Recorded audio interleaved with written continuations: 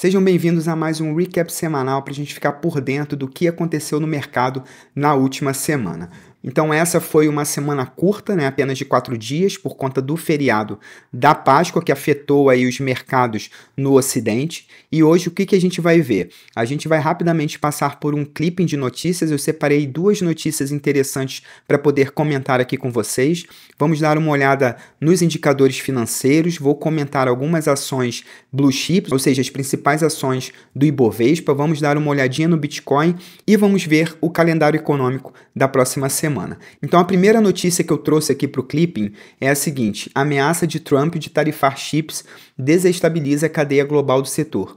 A produção de semicondutores envolve uma rede complicada de tecnologias e processos espalhados pelo mundo. Então a guerra comercial dos Estados Unidos com a China continua e ela vai avançando justamente para setores estratégicos dos dois países. Então o Trump ele proíbe a Nvidia, né, que é uma grande produtora desses chips, desses ultraprocessadores que são usados nos modelos de inteligência artificial, né? Então o Trump proíbe a Nvidia de exportar chips para a China.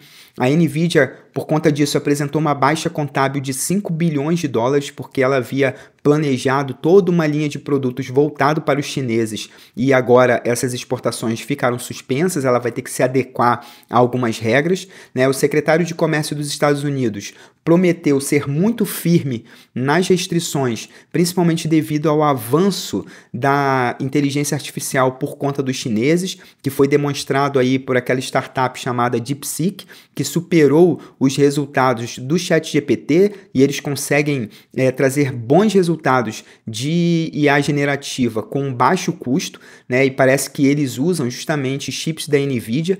Até essa semana, justamente depois do anúncio do Trump, o CEO da Nvidia foi até a China e se reuniu com o CEO da DeepSeek.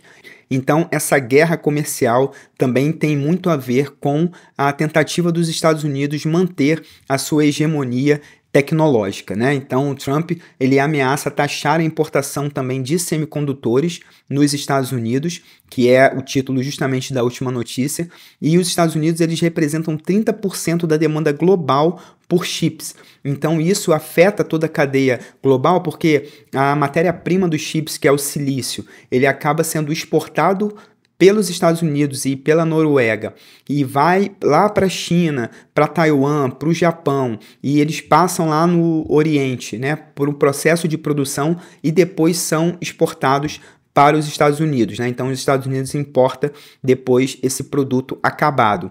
Então, para essas empresas fugirem da taxação, elas teriam que montar o parque fabril desses chips nos Estados Unidos, e isso é muito complexo porque precisam obviamente, de mão de obra barata, enfim. Então tá acontecendo uma bagunça aí no mundo por conta dessa guerra tarifária, né? Então eu queria trazer também uma outra notícia que acaba afetando diretamente o bolso do investidor brasileiro, né? Então a gente está sabendo que o Banco Master está passando por um processo muito difícil de até talvez sofrer a liquidação, né? E o Banco Master essa semana enviou uma carta ao FGC, que é o Fundo Garantidor de Crédito, para eventual auxílio do fundo em operação com o banco.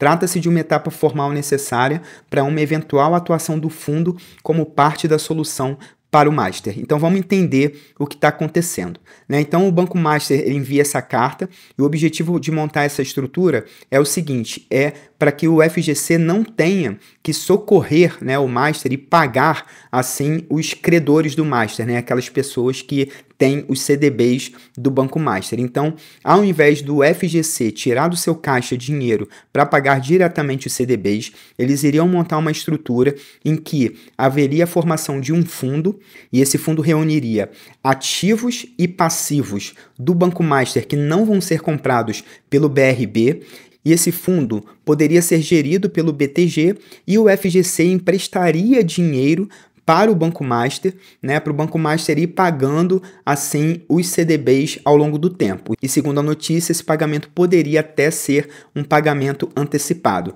mas nesse caso o banco não sofreria liquidação e ele conseguiria pagar os CDBs.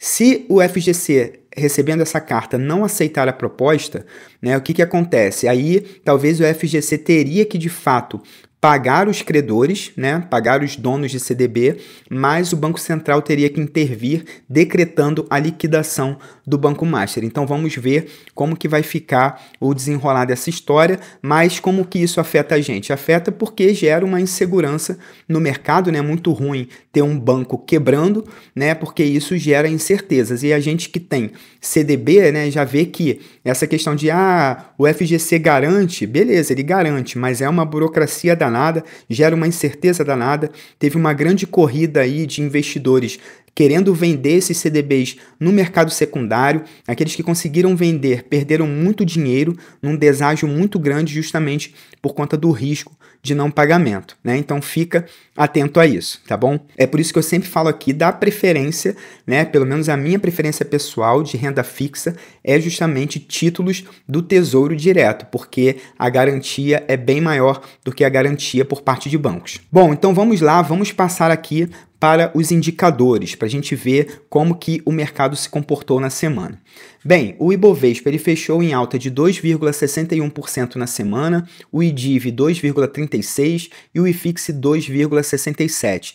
Então, os três indicadores ali que eu trouxe para cá, eles fecharam em alta, né? Apesar de que o Ibovespa e o IDIV, eles no mês acumulam baixa, né? Mas em 12 meses eles estão em alta, enquanto que o IFIX continua em baixa de 2,03%. Agora, olhando aqui para a profundidade do mercado, essa semana já ficou bem melhor do que a semana anterior. Então, a gente vê aqui que a maioria das ações e das cotas dos fundos ficaram em alta na semana, né? Interessante aqui que no IFIX apenas 1% dos fundos ficaram em queda, né? Mas nós tivemos um resultado melhor. Olhando aqui para os índices internacionais, né? A gente teve uma queda, né? Queria destacar, principalmente aqui do Nasdaq Composite, fechou a semana com uma queda de 0,62%. Se a gente olhar no gráfico diário, a gente vê que essa queda aconteceu principalmente na quarta-feira, justamente por conta desse anúncio, né, do Trump, que afeta justamente empresas do setor de tecnologia. Eu até separei aqui o gráfico da ação da NVIDIA, para a gente poder dar uma olhada. Então veja que ela já está numa tendência de queda. Eu estou olhando aqui o gráfico diário, ou seja, cada barrinha dessa aqui representa a movimentação de preços de um dia, né? Então quando a barrinha está vermelha, significa que o preço começou alto e terminou baixo. Quando a barrinha está verde, significa que o preço começou baixo, né, no dia, na abertura, e fechou em alta. Então aqui, ó, eu queria chamar a atenção, vou até dar um zoom, né? Aqui foram os últimos 4 dias, né? Então aqui é a movimentação de quinta-feira, de quarta e de terça. Então a gente teve essa perna de alta aqui que parece que é um canal de baixa, né? A gente vê que parece que a ação está em tendência de baixa, né? Que a gente tem topos e fundos decrescentes, né? Então cada fundo aqui é mais baixo que o outro e cada topo é mais baixo que o outro. Então nesse canal a gente tem essa perna aqui de alta e agora a gente parece que tem um indicativo de uma perna de baixa que pode até, inclusive, se aprofundar até o fundo aqui do canal. Mas de terça para quarta, a ação acabou abrindo, né, na quarta-feira num grande gap. Tem esse espaço aqui, né, entre o fechamento do dia anterior. Aqui, o fechamento do dia anterior foi aqui a 112,22 dólares e a abertura do mercado no dia seguinte, na quarta-feira, já foi em 104,53. Acabou ficando um doji praticamente perfeito aqui, né, em que o preço de abertura ficou igual ao preço de fechamento, praticamente, mas foi uma grande queda, né, de terça para quarta, e na quinta a queda continuou, só que a mínima, inclusive, conseguiu ficar um pouquinho abaixo da mínima do dia anterior. Então pode ser que esse preço continue caindo, né, e a gente tem um alvo aqui, pelo menos em 86,77 dólares, que foi essa mínima aqui do dia 7/4, tá bom? Então vamos voltar aqui para o nosso recap. Né? Então, falando das moedas, né? O dólar ele fechou em baixa de 0,94%, cotado a 5,85%, e o índice dólar, que compara o dólar com as principais moedas aí do mundo, né, também fechou em baixa de 1,47% e abaixo de 100. Né? Isso é muito importante porque é um valor psicológico importante assim para o mercado, né? Esse índice estar em 100, então o dólar fechou abaixo em 99,39 e a desvalorização do dólar frente a essas principais moedas já se acumula no ano em 8,08%. O Bitcoin tem alta de 6,7%, cotado aqui no dólar a 84.940 dólares e alta de 5,19%, cotado a 495.158 reais. Então, em 12 meses, o Bitcoin em reais acumula alta de 46,24%. Olhando para as commodities, nós temos alta no ouro, no petróleo, na soja e no ferro, justamente pela alta dessas commodities, principalmente essas commodities em que o Brasil é exportador, né? Essa alta das commodities favoreceu também a queda do dólar, porque a alta das commodities favorece a nossa exportação, né? Porque somos um país que é muito exportador de commodities, então isso acaba ajudando a valorizar o real frente ao dólar. Tá? Olhando a taxa de juros, né? O CDI efetivo hoje está 14,15% ao ano, né? O acumulado de 12 meses está em 11,55%, ou seja, se você tivesse colocado há exatamente um ano atrás, se tivesse investido no investimento pagando 100% do CDI, você teria tido um rendimento acumulado de 11,55% agora. A gente já viu na semana passada, né, que tivemos a divulgação do IPCA e a inflação acumulada está em 5,48%.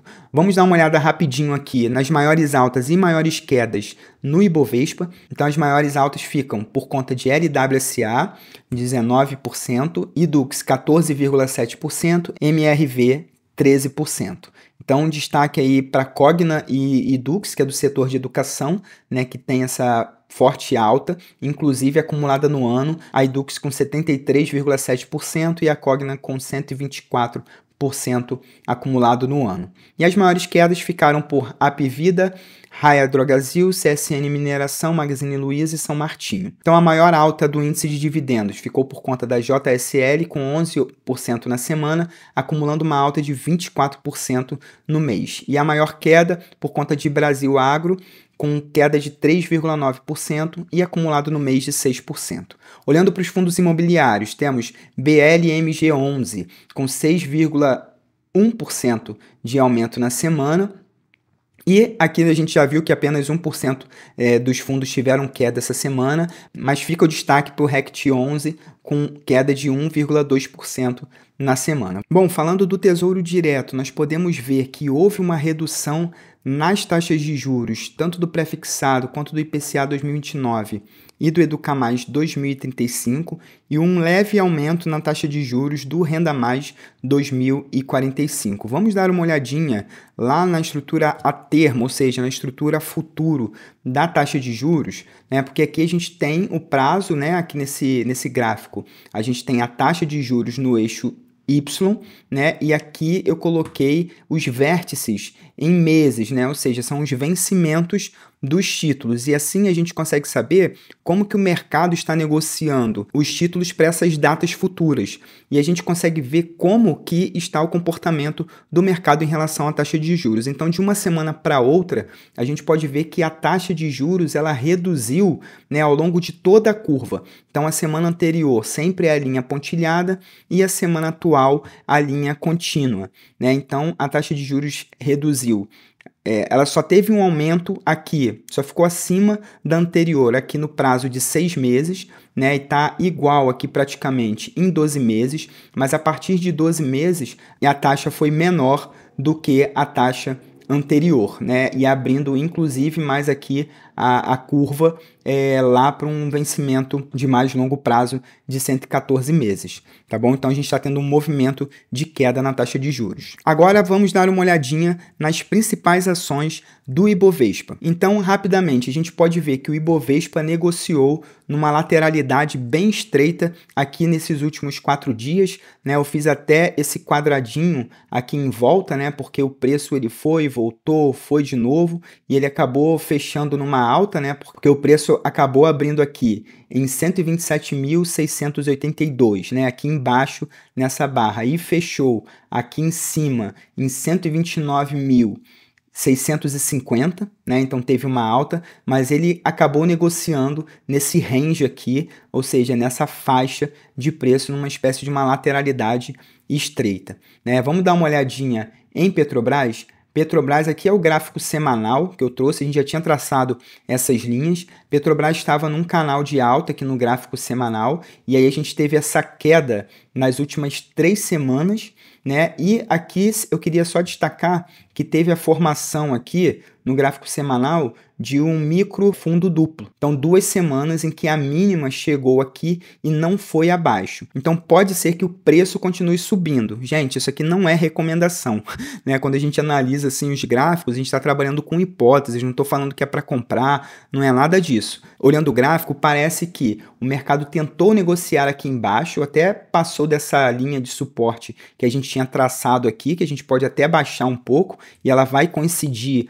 aqui justamente com esse dia 10 de junho, né? Então parece que é um nível de preços importante. Eu vou até aumentar aqui a espessura dessa linha, vou apagar essa outra linha aqui. Agora vamos dar uma olhadinha no gráfico diário, né, para a gente ver como que foi a negociação essa semana. Então, dos últimos 4 dias de negociação, 3 dias foram em queda e 1 dia de alta. E isso certamente ajudou o Ibovespa a fechar em alta na semana, né, por causa dessa alta de Petrobras. E também a gente teve que a Vale ela não fechou em queda também nesse último dia, na quinta-feira, né? Então, voltando aqui para a Petrobras, ela pode continuar negociando aqui nessa faixa estreita de preço entre 30 e 21 e 31 e 81, né? Talvez a gente tenha que ver aí um movimento forte de ultrapassar essa linha, né, para ver se o preço vai continuar a subir. Eu acho que vai depender muito da situação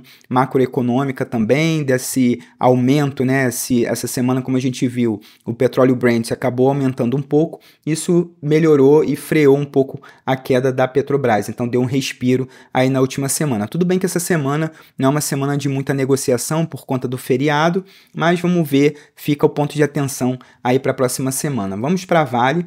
Então, Vale também formou aqui aqui eu estou no gráfico diário, né? Então, no dia 9, né, que foi na outra semana, ele também fez esse micro fundo duplo aqui e teve uma barra de reversão, que a gente chama, né, quando tem essa barra muito forte vermelha, e no dia seguinte tem uma barra alta e teve continuidade aqui nos próximos dias, só que não teve força para continuar, e ela continua aqui num preço um tanto médio, né, talvez seja um preço alto, olhando para esse range aqui entre 48 e 91 e 54, né, 54,69, talvez esteja ainda numa faixa cara, né? Então, por isso até que encontrou muitos vendedores quando o preço chegou aqui em cima, né? O mercado não acreditou que o preço continuaria subindo e acabou vendendo aqui. Então, pode ser que haja mais vendas e o preço caia, né? Mas a gente viu também que houve um aumento até no preço do minério, então vamos ver se esse aumento nas commodities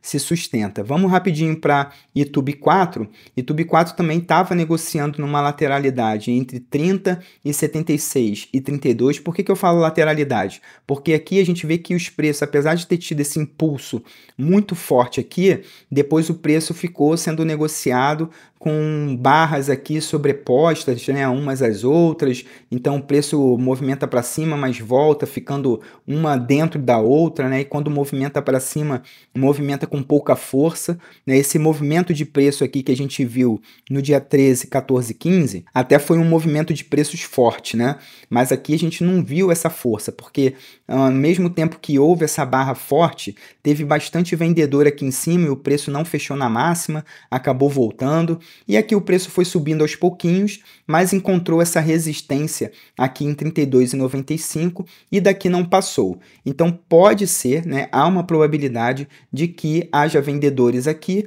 e o preço caia, ou essa resistência vai ser vencida e vai subir. A minha aposta é que nos próximos dias esse preço aqui caia. Não sei, eu não estou vendendo nem comprando Itub, tá bom, gente? Nem estou recomendando. Só estou aqui registrando a minha suposição, né? Porque geralmente essas linhas de suporte e resistência, elas oferecem realmente suporte e resistência, ou seja, é difícil, é mais provável que o preço não rompa esses níveis, né? Então, aqui já bateu uma vez, pode ser que bata de novo e caia aqui, pode até nem vir aqui embaixo, mas em algum momento aqui talvez uma correção de 50% aqui no meio e depois volte a subir, mas para romper isso aqui a gente teria que ver um dia muito forte ultrapassando essa linha e observar se haveria continuidade nesse movimento positivo. Vamos olhar rapidinho o Ambev, né? A Ambev também está aqui, parece que num triângulo expandido, que a gente chama, né? Traçando essas linhas aqui. Tá numa máxima aqui de 14,12, aqui eu até marquei esse preço de 14,23, que é uma máxima desde 10 de julho de 2023, então o preço desde julho de 2023, nunca ultrapassou esse nível de 14,23, então é muito provável que a gente tenha mais vendedores aqui e o preço caia. Então se fosse para comprar, né, eu compraria apenas se o preço tivesse aqui embaixo, próximo a esse nível de suporte. Olhando para Banco do Brasil também parece que está operando numa lateralidade aqui nesse gráfico diário, né? Então a gente vê que o preço sobe, desce nesse range, né? E ele está se afunilando, né? Parece que está formando um triângulo aqui. Então, geralmente, nessa formação de triângulo, uma hora esse triângulo é rompido. E está numa faixa aqui perto das mínimas dessa lateralidade. Eu até coloquei aqui esses preços aqui, né, que eu gosto de marcar 50%, 66% e 33%, porque em lateralidade eu gostaria de comprar nessa faixa de preço aqui embaixo, né, e vender aqui em cima. Então, se o preço chegasse aqui, eu gostaria de comprar e eu colocaria um alvo para venda nessa região de preços aqui. Se isso acontecesse, né, de eu comprar e vender dessa forma, eu poderia ter um ganho aí de 6%, 7%, né, talvez até mais. Pegando a mínima e a máxima aqui, eu teria um ganho aí de 8% nessa operação que poderia durar alguns dias. Para finalizar, vamos dar uma olhadinha aqui no Bitcoin. Então, o Bitcoin teve uma semana com baixa volatilidade, né? Então, ele terminou até em alta, como a gente viu, mas também está nessa lateralidade estreita aqui, né? O preço não está saindo desse range, vai aqui e volta, vai e volta, vai e volta. Então, ele está operando aqui entre 82.800 e 86.118. Então, se fosse para comprar, eu gostaria de comprar aqui embaixo em 83.251, se fosse para entrar agora, né? Ou apostando ainda que poderia cair mais, aqui em 76 mil seria melhor ainda, né? Ou 77 mil, pegando essas mínimas aqui embaixo. Mas, olhando, vamos tentar botar aqui o gráfico semanal, né? De fato, ele já está há algumas semanas operando aqui entre 77 e 88, né? Então, realmente está nessa lateralidade que pode durar mais algumas semanas ainda. Então, realmente uma faixa boa de preço aqui para comprar seria entre 79 e 80, é a minha hipótese, tá bom? Só para finalizar, vamos dar uma olhadinha aqui no calendário econômico, né? Então a gente tem no Brasil a divulgação do relatório Focus, nos Estados Unidos encomendas de bens duráveis e vendas de casas existentes aqui é o que a gente tem para essa semana, não tem muita coisa não. Muito obrigado por ter assistido até aqui, então na próxima semana teremos novamente o recap semanal para você ficar atualizado e não se esqueça de se inscrever aqui no canal, ative o sininho das notificações para você ser lembrado sempre que tiver um conteúdo por aqui. Um grande abraço e até o próximo vídeo.